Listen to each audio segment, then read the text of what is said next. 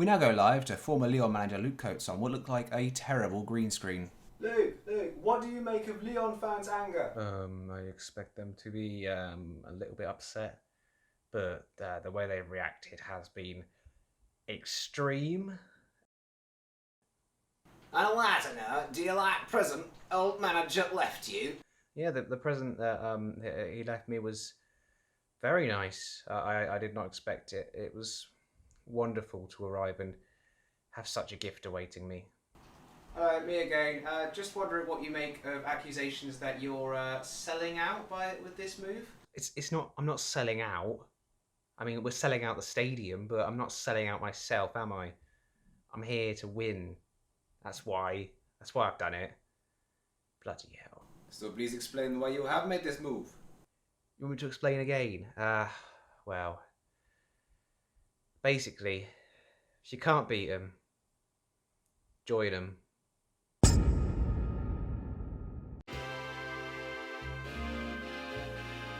I will love it if we beat them. Love it.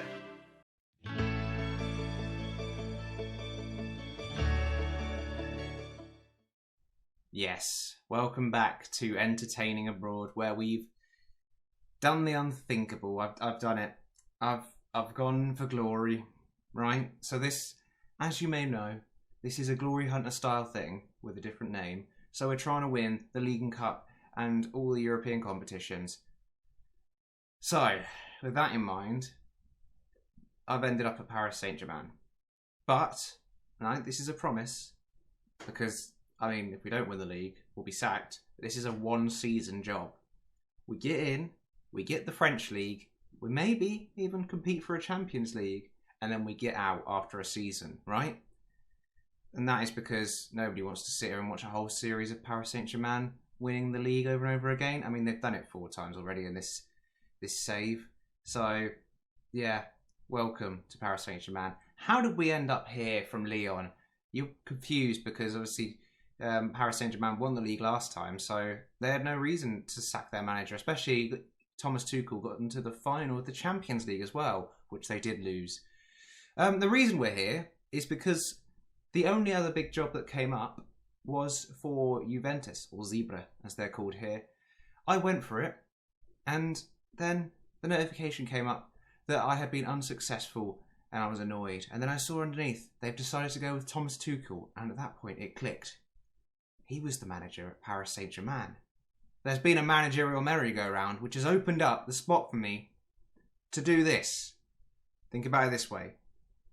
Win the league here this season, and then we completed England and France in 5 years. We've got 15 years to do 3 other, Italy, Germany, and Spain, and maybe even the international tournaments. I wasn't thinking about putting them in, to be honest. But the speed we're going at here, we could possibly do it. So, yeah, just to confirm, I've typed Tommy Tuchel there. It's Thomas Tuchel.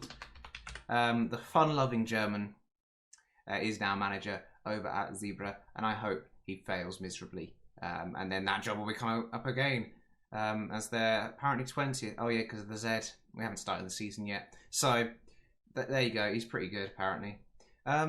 What other should I mention? It's, like I say, 1 year project. 5 years, we could do 2 of the countries. The aforementioned gift that Thomas Tuchel left me was a transfer that was completed days before I arrived. It was completed in between Thomas Tuchel leaving and me arriving. Sergej Milinkovic-Savic. Yes, he put in the offer, he sorted out the contract, and so days before I arrived, the £97 million transfer was completed for Sergej Milinkovic-Savic, or SMS. SMS, can someone help them? We'll work on the chant. He's going to be playing as a box-to-box midfielder. We have done 2 transfers of our own. Only 2. Yeah, we were. This transfer went through at £97 million. We arrived and were also given about £90 million to spend. Yeah, it's fun, isn't it, Paris Saint-Germain? A lot of fun. The transfers we did were Ansu Fati is one of the transfers we did.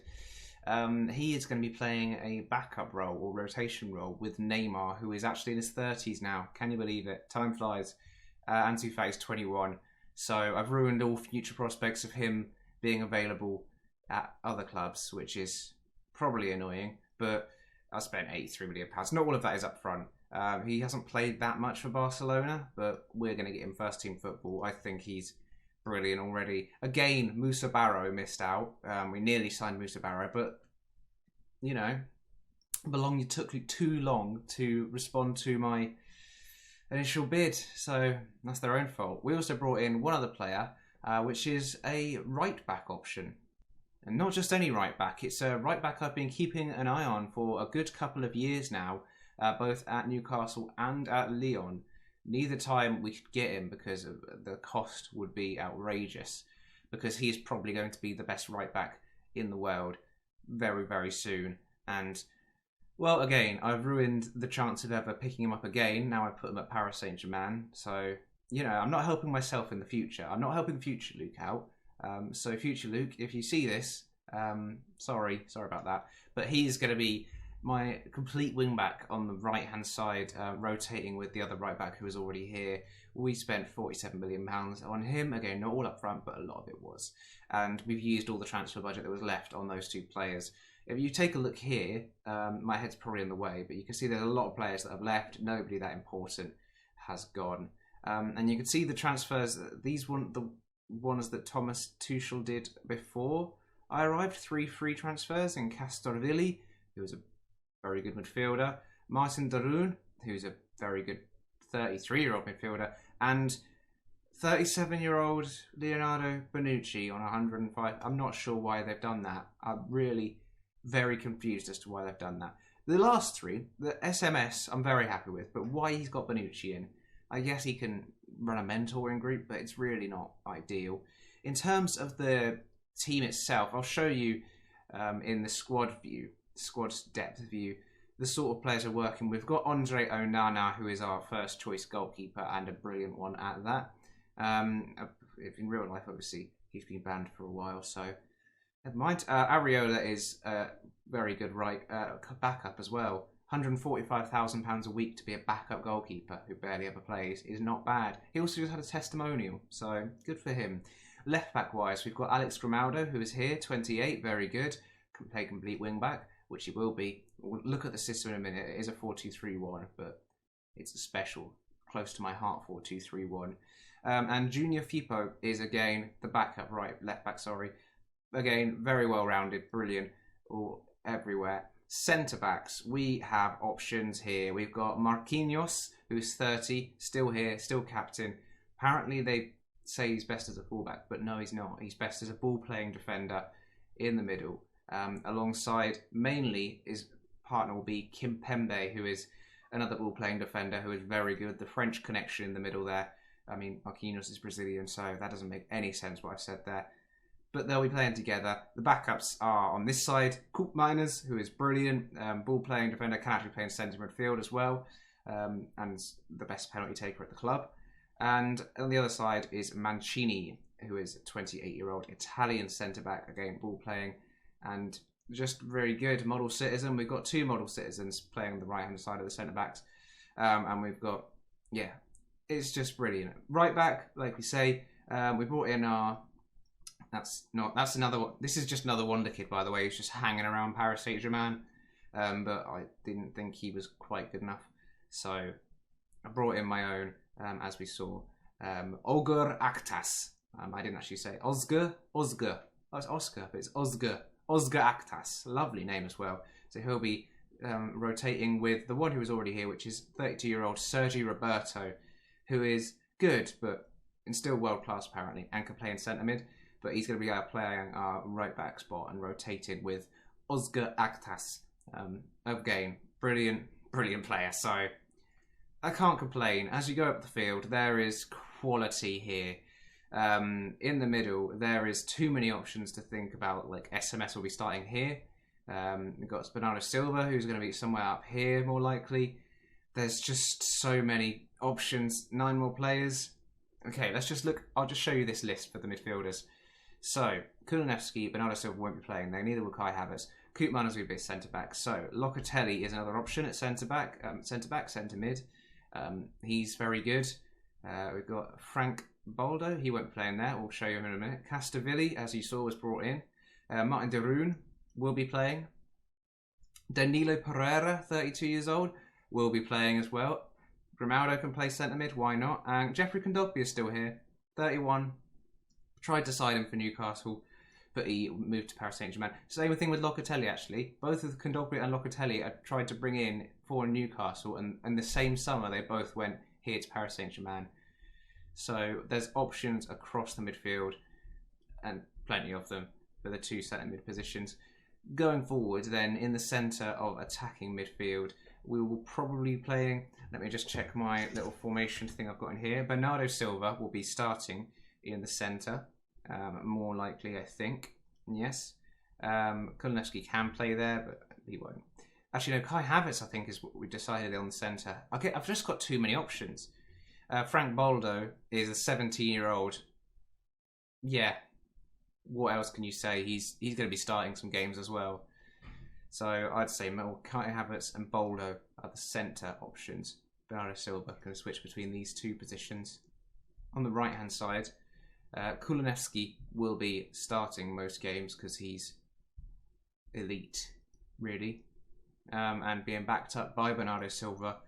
And also we've got Graziani, who's a 19-year-old, either-footed French option, another wonder kid just hanging around. So that's the right-hand side. On the left, we're probably going to be starting Neymar, like I say, 32 now, but he's still got a bit about him, doesn't he? Still a little bit about him, so he'll be starting a lot of games on that side. And as we've said, Ansu Fati has been brought in to rotate with him, but again, a lot of these options can play all across these three positions. And up front, we'll be starting, of course, the main man, Kylian Mbappe. Wow, what an option. I'm very excited to see Neymar and Mbappe both still here, which is quite something. And Kaio George as well will be the 22-year-old rotational option, who, not bad for a rotational option, is he? No, not at all.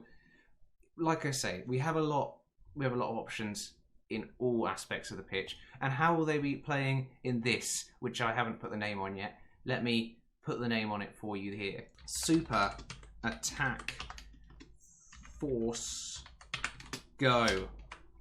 It's the official name of it. So, yes.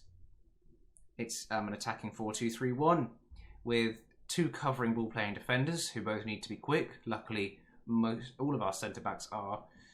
Two complete wing-backs on support who will be just running these channels, running these wings like nobody's business. One ball-winning midfielder on defend who will be just pressing everywhere, here, there and everywhere. One box-to-box midfielder who will be getting backwards and forwards all day, every day. An advanced playmaker in front who will just be sitting and doing a little bit of work here and there. And then Bernardo Silva, or the inside forward on the right and left, getting in to support the complete forward on attack to form a pronged attack. The idea of the Super Attack Force Go is high pressing, and then when you get the ball, you pin the opponent in their own box and they have to defend for their lives. Wow, with all that said, welcome to PSG, the one-season project. It's basically a Galacticos. The other reason it's a one-season project is because, as you might have seen, a lot of these players are approaching 30 or the wrong side of 30, and I don't fancy being the one who had to do the rebuild job. So I'm going to get my one season, get my trophy, and get out, even if I have to resign at the end of it and spend half a season waiting for a job to come up. We'll see how that goes. Today, we have the French equivalent of the Community Shield against, well, it's the French Cup winners, Lyon. So instantly we'll be going back there, and then we won't have to wait long to revisit them again. Gosh, it's going to be fun. My hope is that we just decimate the competition with goals. We're just going to outscore everybody. Is this the team that's starting today? I think so. Mbappe's got a bit of a knock actually at the minute, 4 to 11 days. Kulinevsky is apparently suspended. Kaio George is on international duty. In Brazil under 23s. Mbappe was on international duty for France under 23s at the Olympics. It was ridiculous. Gosh. So that was annoying. Which means I think this is actually the starting 11 for today. It's Onana, Grimaldo, Kimpembe, Marquinhos, Roberto, SMS, De Roon, Neymar, Castrovilli, Silva, and Havertz is playing up front through the middle due to both of our normal first choice strikers, you know, not being available. And well, it's still a very good team. So Don't complain. Let's go get into the match today and see if we can show off Super Attack Force Go nice and early as they... Oh, wow. I don't even... Who came in at Lyon and started doing this? Let me just double check quickly. Bruno Gensio?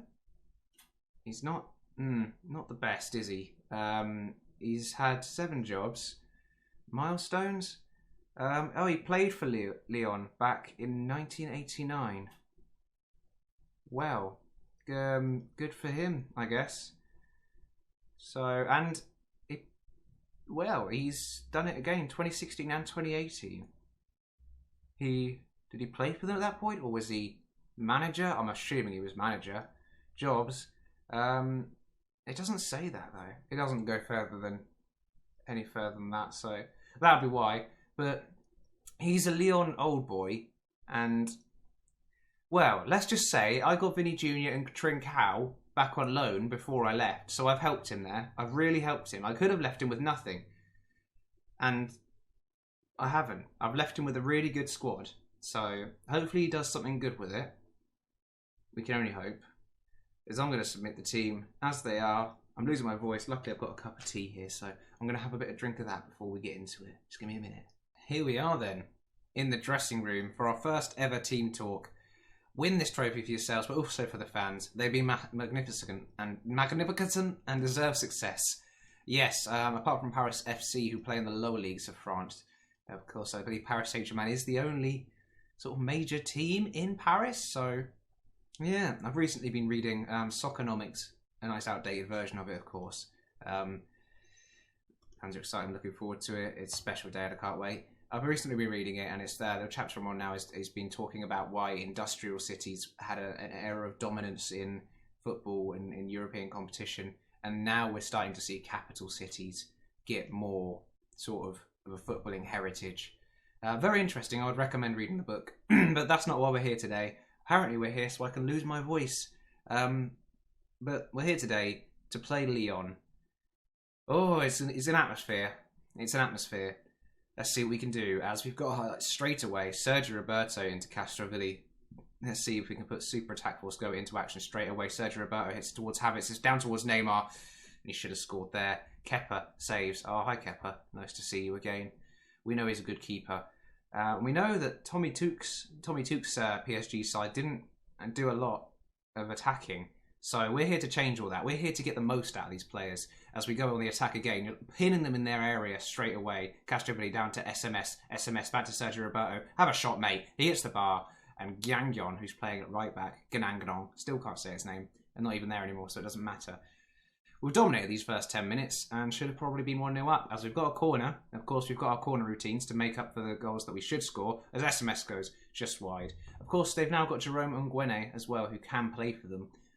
I made sure he was registered before I left so they didn't do anything stupid. I do take care of my old clubs. As we've seen, Newcastle still getting to Champions League semi-finals, FA Cup finals and Champions League football places in the Premier League. So... yeah, hopefully they're not like the worst team ever. I've left a while there. I didn't sell anybody huge before I left, so I can't be accused of, leaving them in a weaker state to make it easier for myself. As Paqueta comes forward now. Castrovilli intercepts though, and Grimaldo gets it, goes for Neymar. The Super Attack Force Go does have Be More Expressive on, which is why you can see here Neymar just dribbling straight at the heart of their defence and having we'll call it a shot at goal. It's not the best. I'm going to demand some more because, judging by the stats, we should be a goal at least up by now. Grimaldo with a long throw, which is shit. Trincao is now on the ball, and obviously we know what Trincao has to offer. And he goes forward to Dolberg. Could somebody go over and, deal with that, please? No? Okay, he's had a shot. That's a shot on target for them, and I don't like that because that's going to make the stats look skewiff. Look at that XG for them. 0.03? No. It's another long throw. I put these on, but I'm regretting it instantly because they seem to be countering from every long throw we have at the minute. They're playing it quite nicely at the back. They obviously know that we are the dominant force in France. I'm saying that after just arriving. Vinny Jr. though gets it through to Dolberg, and are they going to punish me? Okay, let's not concede, shall we? This is Not a fan of that. We should be at least a goal up already, rather than having to deal with these constant counter-attacks from our own throw-ins. Something I should sort out. He's offside, surely. Onana makes a save. He's not offside. I was sure he was offside. Well, this is part of Super Attack Force Go. We are liable to concede, but we really need to score more than the opposite team. That does involve scoring a goal, however, which so far my players have failed to do.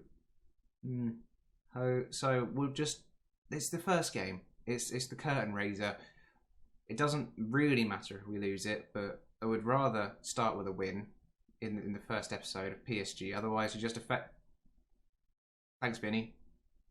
After all I did for you last season, which is pay about half of your wages and just play you more than Real Madrid would have. We've conceded, and I'm not happy about it. Going to berate them. Kimpembe can do some marking for once in his fucking life.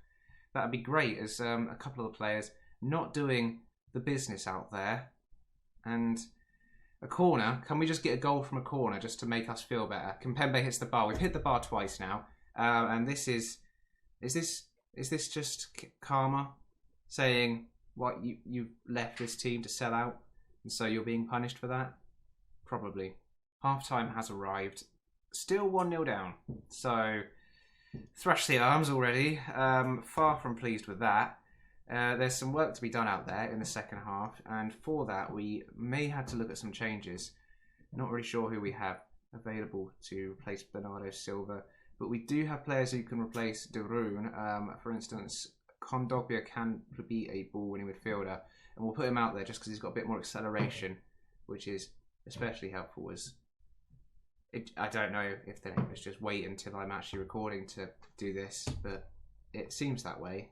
Marquinhos not having the best of games so far. Otherwise, what else can we do? We could put Kai Havertz out there, but then we've got really nobody. We've got Graziani on the bench, who is the wonder kid, and we're going to give him a bit of a go, actually, I think. Second half, 2 changes already. Let's go out there and see if they can make a difference. Another highlight for us here as the upstairs neighbours, of course, go mental. That's an awful pass. Graziani, the wonder kid, who I just brought on to make a difference, gives it away. But we've got the ball back now. And as I've said previously, Super Attack Force Go only works when you score. If you don't score, then what's the point in all the attacking? Apart from to leave space in behind. Neymar on the ball now. Gives it into Graziani.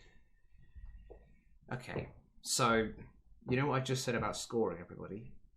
That wasn't me just being pissed off. That is actually true. You do have to score at one of the chances that's presented to you. Of course, like I say, our 2 main striking options are not here due to injuries and under 23 duties for one of them, which is irritating, considering I've chosen to bring you this match. As Lyon are playing some nice football, which I take full credit for. I take credit for both these sides at the minute, which is probably not right. Cacaret on the ball. Great ball into Vinny Jr. Don't let him do it again. Thanks, Onana, as there is absolute madness going upstairs. 75 minutes have gone, and I'm going to move Neymar up front and bring on Ansu Fati. Am I? Yes, I'm going to bring on Ansu Fati for Castrovilli, though, and move Havertz into the centre behind him. So I think Havertz can have more of an impact there. Hopefully now, can we actually get the goal that we deserve? And I say deserve, I don't say it lightly. We are on an XG of 2. They've just got to 1 with their XG. So really, here we go. Can we sort this out, please? Kondogbia, don't. Right. That passing is shit. That is absolute shit passing. There's Onana saves. But what the fuck was that pass? SMS, you've just cost 90 odd million pounds. We've been working on the tactical summer. And by that I mean training it. And so far, you've all failed me miserably. So you better not do this for the rest of the season. Otherwise I'll be very annoyed. Neymar takes a corner. Can we just score from a corner, please? Just a set-piece goal. I'll take a set-piece goal at this point. It won't feel cheap. But no, we're going to be counter-attacked again. And it's just one ball over the top. The 2 centre-backs are doing nothing to help themselves actually get a starting place in the team. One of them's a fucking captain. Yes, I am already salty. It's in the first game that I played with this team, with Paris Saint-Germain. Gosh darn it. The thing is, I've said it's a one-season job, get the league and get out. If we don't win the league, then I don't know if we ever will win the league in France, because I don't think I'll be accepted back at Lyon ever again. 5 minutes is left. We're going to go very attacking, just to see if we can make anything happen. No? No. We're going to lose the... Okay, Sergio, but you're going to take a long throw, aren't you? Can we... Alright, I'm going to turn those off. Oh my god, Onana's up. What are you doing? You think you're Allison? Jesus, mate. Sergio Roberto into Kondogbia. Kondogbia, back to Sergio Roberto. One last chance. One last swing of the dice. Havertz. Havertz goes back to Kondogbia. Kondogbia looks for a ball. Out to Sergio Roberto. He's got that width. That's what the complete wing backs are meant to do. Sergio Roberto, bad ball. SMS, bad ball. Havertz picks it up though. He's alert to the chance, and Grimaldo now can work his way into the box, get across from the byline. No, he gets tackled. A penalty? That was the softest penalty I've seen in a long time. It didn't even go to VAR. Is there no VAR in this competition? Neymar could snatch a draw, and he does. What a terrible game of football. Okay. Does this go to extra time or straight to penalties? I have no idea. Neymar scores the penalty. It's 1-1. We deserved it. Yes, because of all the XG we've had. It goes straight to penalties. And the last episode you saw was me managing Lyon, beating Paris Saint-Germain in a penalty shootout. Here we are on the other side. Neymar, Kai Havertz, SMS, Ansu Fati displaying a little emotion. I like your cold face. Very nice. Sergio Roberto. Let's just do the top 5. They all look happy. Graziani apparently is ready to rumble, although Alex Grimaldo... Actually, yeah, give it to Graziani. Why not? And that'll do. Team talk. Be decisive. They're all very confident, so that's good to see. We're off to penalties. Let's put it behind the goal, just so we can see. Is Onana now our hero? Dolberg smashes it home. I feel like he didn't do that a lot for me last season when I was manager. Actually, a lot of these runs in behind. But then I did have an on-complete wing forward support. Neymar scores another penalty. A second penalty in 2 minutes for Neymar. Good for him. Thuram's on the pitch. Didn't even see him come on. Don't know if he started. He's been very quiet if he did start. Takes it down the side. Well done to him. Another penalty. Kai Havertz steps up against Kepa. Can he slot it home? Was I right in keeping him on? I was. Kai Havertz sticks it home. Next up, Paqueta versus Onana. Come on, Onana. You can do it. And Paqueta steps up. Onana goes the right way and saves. Onana, that's his name. Onana, that's his name. I'm not sure if that's a chant that anybody's used before, but if not, why not? That's okay, Kepa. SMS, I've bigged you up as a present that the previous managers left me. So far, you've given away the ball several times and missed a penalty. What a load of shit. Vinny Jr. scores again. Annoying. Maybe I shouldn't have got those two on loan. Ansu Fati, who's just come on, steps up for the fourth. And he slots it home, thank goodness. New signing and all that. Garangron apparently is a good penalty taker. I don't think he was in the French Cup final, so we didn't know. Onana is beaten handsomely there. We've got to score this now. It's basically sudden death, so we've just got to match them as Sergio Roberto comes forward. Looking good, but so is Kepa, the apparently world-class Kepa, who we've got here today. Let's see what happens. Sergio Roberto... Well, Kepa moved to his left and then dived back to the centre. Sergio Roberto gives him the tamest effort, and we've lost. So, just Lyon, I've managed to make them into penalty machines. As we're not watching this, it's only nobody cares. I didn't care, never cared. I'm just going to throw the water bottle quickly. Kai Havertz is demotivated. Well, you should have played better then, Kai, shouldn't you? Really? Everybody else is motivated. They know that if I'm throwing the water bottle in the equivalent of the community shield, that they've done a terrible job. this season's going to be good, isn't it? I've sold my soul to the devil, and so far the devil has repaid me with an awful loss. I'm going to send the assistant because I don't want to deal with that. Oh dear. Oh dear, oh dear. And with that, that's the end of today's episode, as we've lost the first game. In the league, let's see what we can do, though. Because we should be winning this league handsomely at that. So, if we're not playing Super Attack Force Go next time, you know, it doesn't work in this year's FM.